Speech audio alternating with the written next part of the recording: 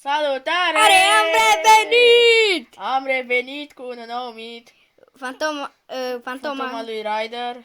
Da. Suntem fix în curtea lui Ryder. Unde a săpat după apă în misiune. Unde a Și săpat. aici este lopata cu care a săpat. Da. Și puteți vedea că am băgat un cod full clip ca să am gloanțe infinite. Dar astea, de fapt nu gloanțe infinite, și poze infinite și în fine. Și ne jucăm pe laptopul meu Lenovo.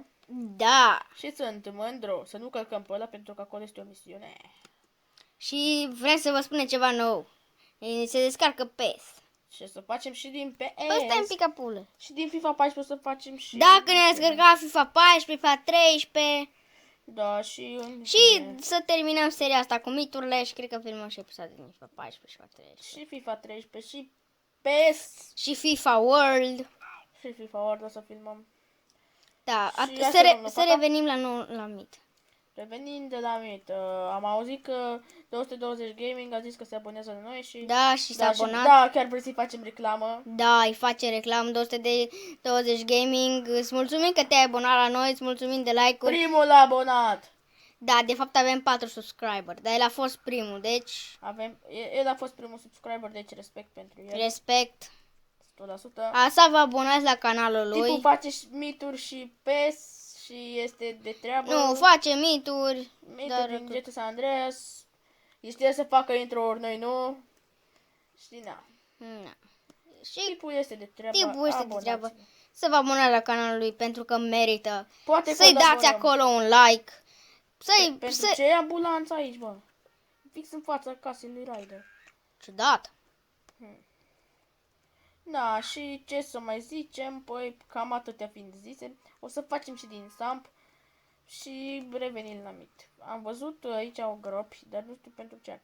Și într-o misiune, când trebuie să invadăm o invasion house, el stătea aici și se droga. Dar acum nu mai văd nici slejlongul, nici nimic. Păi asta Și este doar... atunci ești lungul acolo. Da. Și avem și Samp.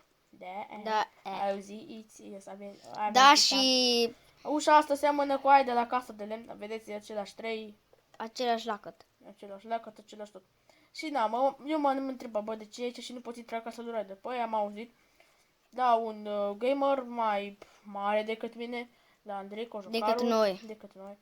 Că la Andrei Cojocaru, care face și el mituri și legende, s-a făcut și la el. Și am auzit că el va face Fire Dog într-o misiune și nu știu ce. Și noi am făcut Fire Dog și a zis și l-am întrebat dacă vrea să-i dăm... Și l-am întrebat dacă vrea el să-i dăm noi niște sfaturi pentru mituri și n-astea. Da, și am auzit că unul îl înjura pe Geoflow, adică Geoflow. Băi, bine, m-am așteptat. Da, și să revenim la mic. Și de ce oare firele astea sunt conectate la casa lui CJ? Nu, este pe stolp. Nu, ăla la altă fir. Da, sunt conectate la casa lui CJ. Uite, vedeți? Este, adică el prinde semnal TV, aici prinde net și noi acasă n-avem abia un calculator. Deci nimeni nu știe ce e în această casă. Pentru că nimeni n-a intrat să vadă. Pentru că nici nu poți intra. Bagă alătâ. De ce? Și merg cu camera la față. Da. Deci să bagă alătâ. Așa, și merg. Alătâ. Da, și... Cam atât a fost. Mulțumesc de vizionare și la revedere! Și CJ vă face papa! Papa! Ba. Ciao!